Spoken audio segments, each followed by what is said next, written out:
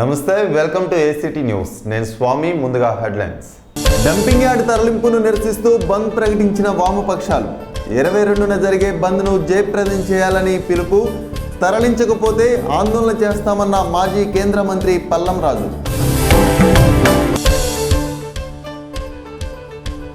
హరితవనంగా మారనున్న AP సచివాలయం. వెలగపూడిలో మొక్కలు నాటే కార్యక్రమానికి శ్రీకారం.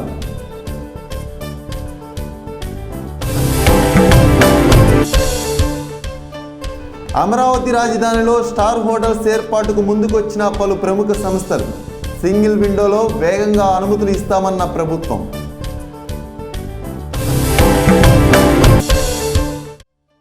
రైతుల సంక్షేమానికి పాటుపడాలి. ప్రభుత్వ పథకాలను అర్హులైన వారికి అందేలా చర్యలు తీసుకోవాలి. సహకార శాఖ సెక్రటరీ రాజశేఖర్.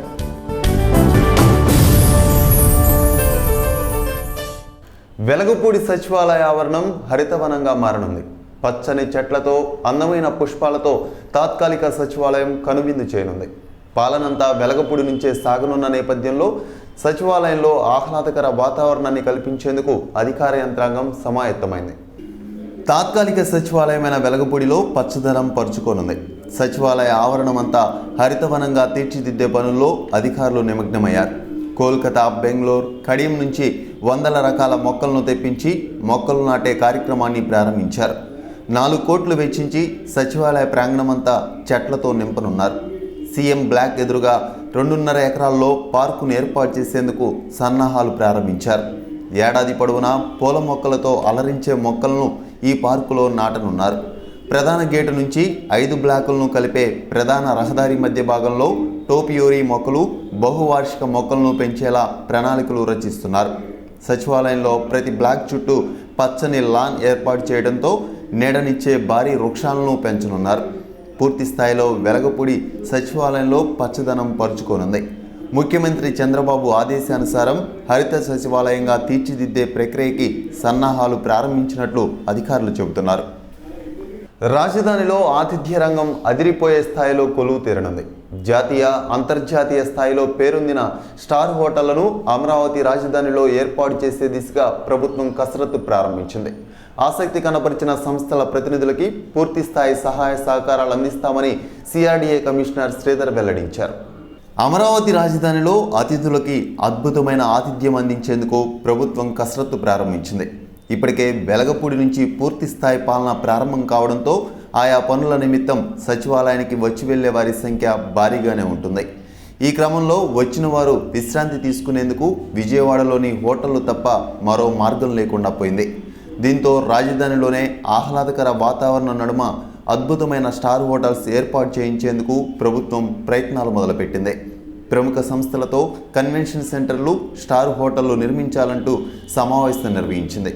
పలు పేరుగాంచిన సంస్థలు ముందుకు వచ్చి తమ అభిప్రాయాలను వెల్లడించారు.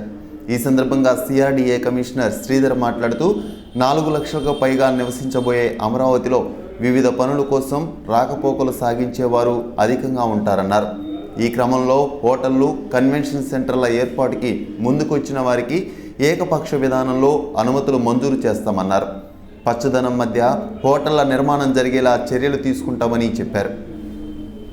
అంటే మనకి city we're expecting around 4 lakh population by 2018 and 19.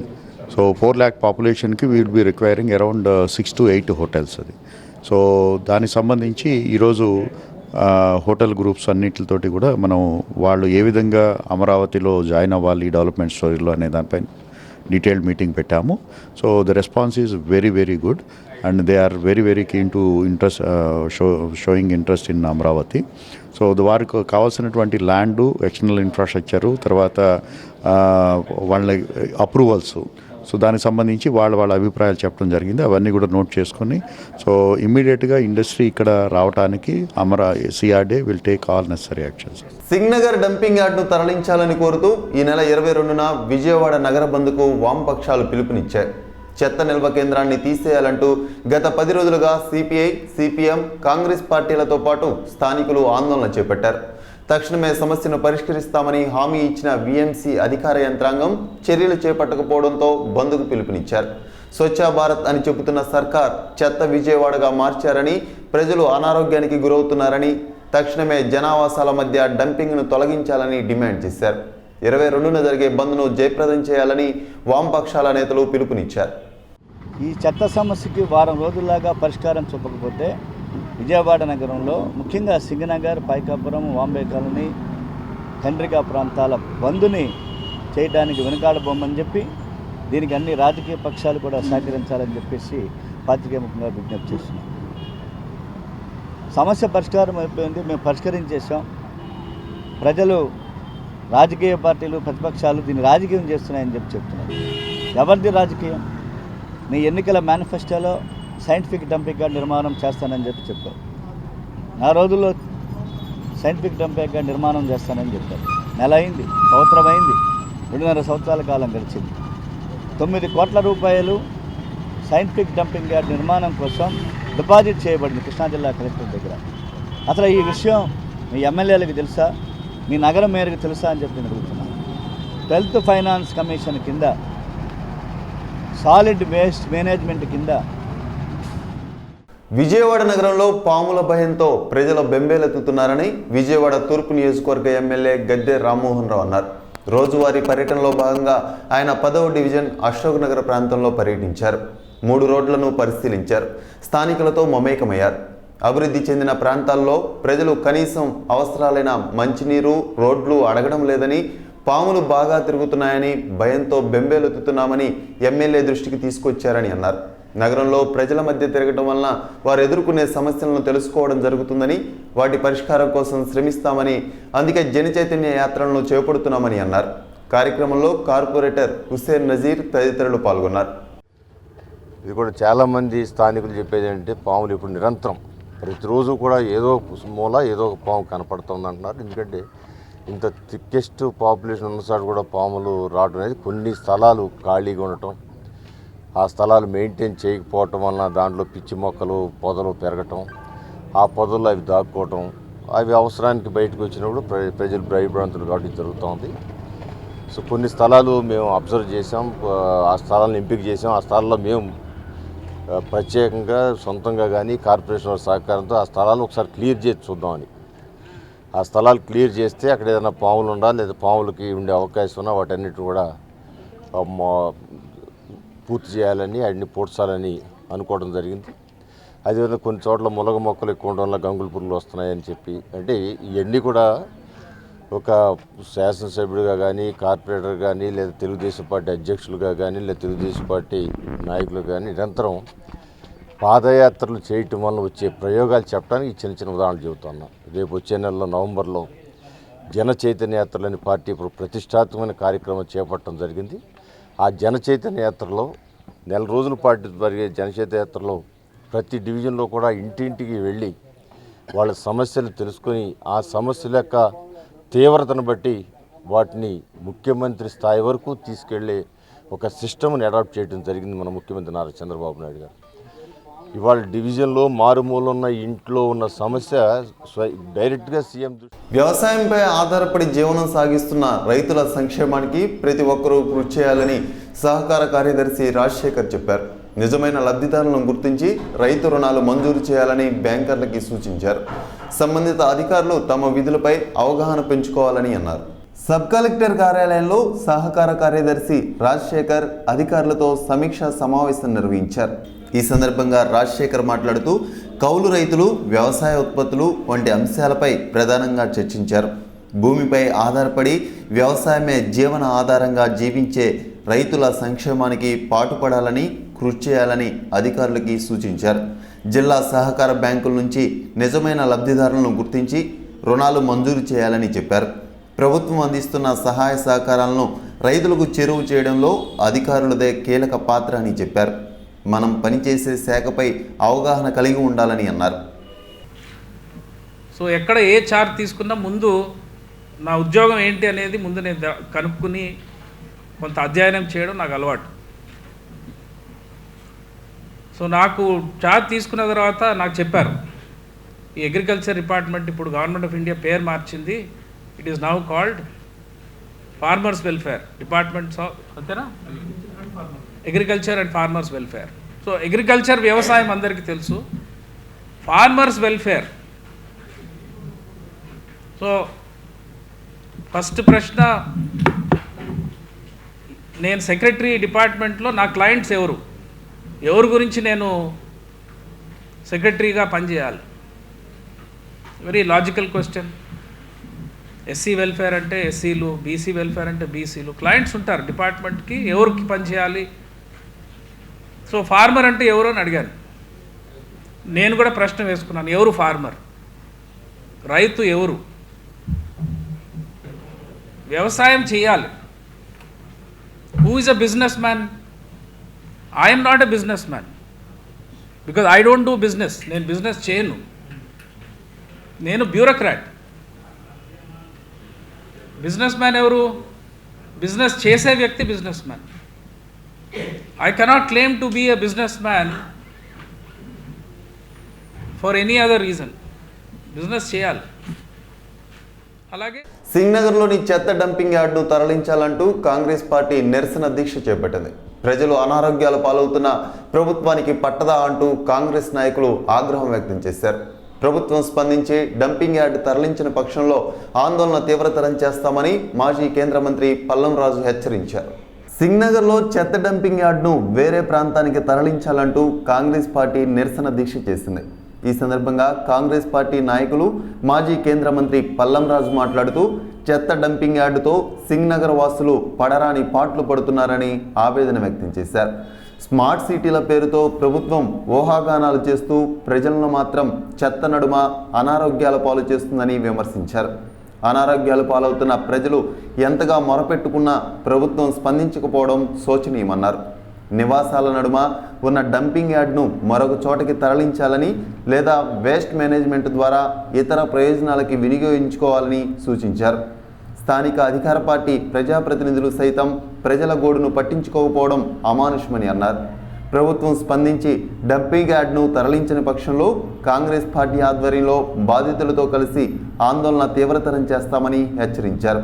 ఈ కార్యక్రమంలో కాంగ్రెస్ నాయకులు మల్లాది విష్ణు, మస్తాన్ వలి, నరహరిశెట్టి నరసింహారావు తదితరులు పాల్గొన్నారు. ఈ డంప్ యార్డ్ వల్ల చాలా విచారమైన పరిస్థితి కనిపిస్తుంది. దీన్ని వెంటనే తరలిస్తే బాగుంటుంది. ఈవేళ ప్రభుత్వం చూస్తే ఒకవైపు స్వచ్ఛ భారత్ గురించి మాట్లాడుతున్నారు, అలాగే స్మార్ట్ సిటీస్ అంటున్నారు. ముందుగా మరి రెసిడెంట్స్కి కావాల్సింది ఏంటంటే నా స్వచ్ఛమైన పరిస్థితులు కావాలి. అంటే డ్రైనేజెస్, తర్వాత వాటర్ సప్లై, తర్వాత ఈ వేస్ట్ మేనేజ్మెంట్వి ఎఫెక్టివ్గా చేస్తున్నాడు ఒక మంచి వాతావరణం మనం సిటిజన్స్కి ఇవ్వగలం. అది ఇక్కడ దురదృష్టవశాత్తు కనిపించట్లేదు. అయితే దీని మీద దృష్టి పెట్టాలి వెంటనే. అవసరమైతే ఇది ఇంకో చోటుకి తరలించడం అన్నా, లేకపోతే ఒక వేస్ట్ మేనేజ్మెంట్ ద్వారా ఈ వేస్ట్ని సెగ్రిగేట్ చేసి దాన్ని ఏ విధంగా మెన్యూర్గా డెవలప్ చేయడం, తర్వాత నాన్ పెరిషబుల్ అన్నీ కూడా మరి రీసైక్లింగ్కి పంపడం, ఇటువంటివి కూడా టేకప్ చేయడం చాలా అత్యవసరంగా కనిపిస్తుంది. అందులో విజయవాడ కూడా క్యాపిటల్ రీజన్ అవ్వటం వల్ల ఇది మరి ఒక పైలట్ ప్రాజెక్ట్గా టేకప్ చేస్తే కూడా బాగుంటుందని నేను అభిప్రాయపడుతున్నాను. నేను ఎందుకంటే ప్రవర్తిస్తూ ఉన్నారు. చూడండి, మనం ఉదయం 2 గంటల నుంచి ఇక్కడ ఉన్నాం. ఏ విధమైనటువంటి వాతావరణం ఉందో. దాదాపుగా 70 నుంచి 80 వేల మంది, 1,00,000 మంది ప్రజలందరూ కూడా చుట్టూ ఉన్నారు. అలాంటిది వాళ్ళకి ప్రతినిత్యము కూడా అది దుర్వాసనలో విషజ్వరాలు వస్తూ ఉన్నాయి, డెంగ్యూ, మలేరియా వస్తూ ఉన్నాయి. చుట్టుపక్కల ప్రాంతాల ప్రజలు అందరూ కూడా మరణించడం జరుగుతుంది. అయినప్పటికీ కూడా ఈ ప్రభుత్వానికి చీమ కుట్టినట్లేదు. విదేశాలకు పోయి వేస్ట్ మేనేజ్మెంట్ మీద జపాన్ నుంచి, సింగపూర్ నుంచి మేము రకరకాలైనటువంటి ఆలోచనలు, కొత్త ఆలోచనలు తీసుకున్నాం. ఇది ఆంధ్ర రాష్ట్రంలో అమలు చేస్తామని చెప్పని మున్సిపల్ శాఖ మంత్రి గారు చెప్తారు. కానీ ఇక్కడ వాస్తవం క్షేత్రస్థాయిలో కమిషనర్ గారు మొన్న స్టేట్మెంట్ ఇచ్చి ఇక్కడ డంప్ చేయట్లేదు అని చెప్పారు. మీరే చూస్తున్నారు లారీలన్నీ కూడా ఏ విధంగా వస్తున్నాయి, ఏ విధంగా ట్రాన్సిట్ అవుతుంది. ఈ ఉన్నటువంటి స్థలంలో ఇంకా ఫ్యూచర్లో ఎక్కడ కూడా చెత్తను వేయడానికి వీల్లేదు అని చెప్పని పదే చెప్తా ఉన్నాం. ప్రజల యొక్క అవసరాలని ఈ ప్రభుత్వము, నగరపాలక సంస్థ పెడచెవిని పెడతా ఉంది.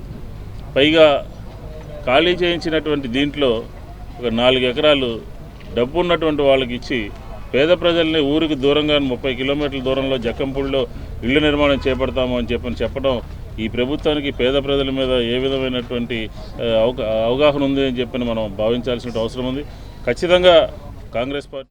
ద్వారకా పీఠాధిపతి స్వామి స్వరూపానంద విజయవాడలో పర్యటించారు. దుర్గాఘాట్లో పుణ్యస్నానం ఆచరించారు.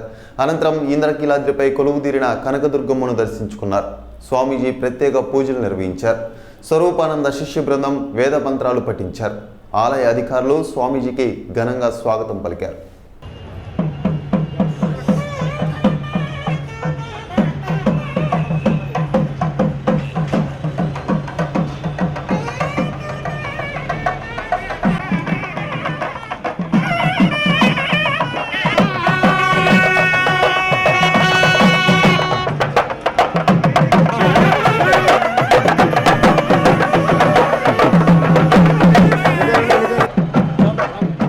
దళిత అభ్యర్థిని సీఎంగా ప్రకటించాలని జయాంధ్ర సమితి అధ్యక్షులు జయబాబు డిమాండ్ చేశారు. గాంధీనగర్లోని ప్రెస్ క్లబ్లో ఏర్పాటు చేసిన మీడియా సమావేశంలో మాట్లాడుతూ ఎస్సీ, ఎస్టీ, బీసీ మైనార్టీలకు ప్రైవేట్ రంగంలో రిజర్వేషన్ అమలు చేయాలని డిమాండ్ చేశారు. అన్ని రకాల రిజర్వేషన్లకు చట్టబద్ధత కల్పించాలని డిమాండ్ చేశారు. దళితులు మీ పార్టీ జెండాలు మోయలేదా, మాకు సీఎం చేసే అవకాశం కల్పించలేరా అని ప్రశ్నించారు. కార్యక్రమంలో దళిత, మైనార్టీ నాయకులు పాల్గొన్నారు. 70 సంవత్సరాలు మీ పార్టీలు జెండాలు మోస్తా ఉన్నాం. మా పార్టీ ఒక పార్టీ కూడా ఇక్కడ లేదే, మొత్తం మీ పార్టీలే కదా. మీ పార్టీలు జెండాలు వేసి, మీ పార్టీలు జెండాలు మోసి, మీకోసం, మీ పార్టీల కోసం చందాలు వసూలు చేసి, మీ పార్టీల కోసం మా భక్తులు, మా తమ్ముళ్ళు, మా అన్నలు, మా చెల్లెలు ప్రాణాలు పోగొట్టుకున్నారు. మేము మీ రాజకీయ పార్టీల్లో, మీరు పెట్టుకున్న పార్టీల్లో మా దళితుడికి అవకాశం కలిపి మరి అడుగుతాం తప్ప అని చెప్పేసి మనం ప్రశ్నిస్తాము. అందుకే మరి ప్రతిభా సామర్థ్యాలను బట్టి కాకుండా వాళ్ళు ఏమంటారు, ప్రతిభా సామర్థ్యాలను బట్టి మేము రిజర్వేషన్ కల్పిస్తాము. ప్రతిభా సామర్థ్యాలను బట్టి కాకుండా సామాజిక అంతరాలను బట్టి రిజర్వేషన్లు కొనసాగించాలనే డిమాండ్, ప్రైవేట్ రంగాల్లో రిజర్వేషన్ చట్టం చేయాలని డిమాండ్. మహిళా రిజర్వేషన్తో పాటు ఎస్సీ, ఎస్టీ, బీసీ మైనార్టీలందరూ కూడా ఖచ్చితంగా ప్రైవేట్ రంగాల్లో 90% ప్రైవేట్ రంగం పెరిగిపోయింది కాబట్టి 10% ప్రభుత్వ రంగం ఉంది కాబట్టి ఆ ప్రభుత్వ రంగంలో కూడా విద్యా వైద్యం కూడా పక్కదారి పడతా ఉంది, ప్రైవేటీకరణ అయిపోతుంది కాబట్టి ఇది మిగిలింది పోలీస్ శాఖ ఉంటే కాబట్టి ఈ పోలీస్ శాఖ. ఏసీటీ న్యూస్ ముగించే ముందు హెడ్లైన్స్ మరోసారి. డంపింగ్ యార్డ్ తరలింపును నిరసిస్తూ బంద్ ప్రకటించిన వామపక్షాలు. 22న జరిగే బంద్ను జయప్రదం చేయాలని పిలుపు. తరలించకపోతే ఆందోళన చేస్తామన్న మాజీ కేంద్ర మంత్రి పల్లం రాజు.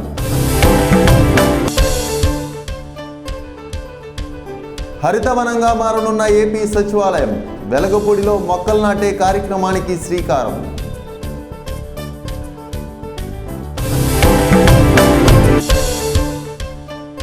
అమరావతి రాజధానిలో స్టార్ హోటల్స్ ఏర్పాటుకు ముందుకొచ్చిన పలు ప్రముఖ సంస్థలు.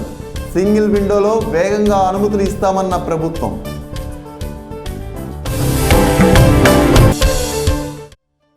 రైతుల సంక్షేమానికి పాటుపడాలి. ప్రభుత్వ పథకాలను అర్హులైన వారికి అందేలా చర్యలు తీసుకోవాలి. సహకార శాఖ సెక్రటరీ రాజశేఖర్. ఇక ఇవి ఇప్పటి వరకు ఉన్న అప్డేట్స్. మరిన్ని అప్డేట్స్తో మరో బులెటిన్లో మళ్ళీ కలుద్దాం. Stay with us.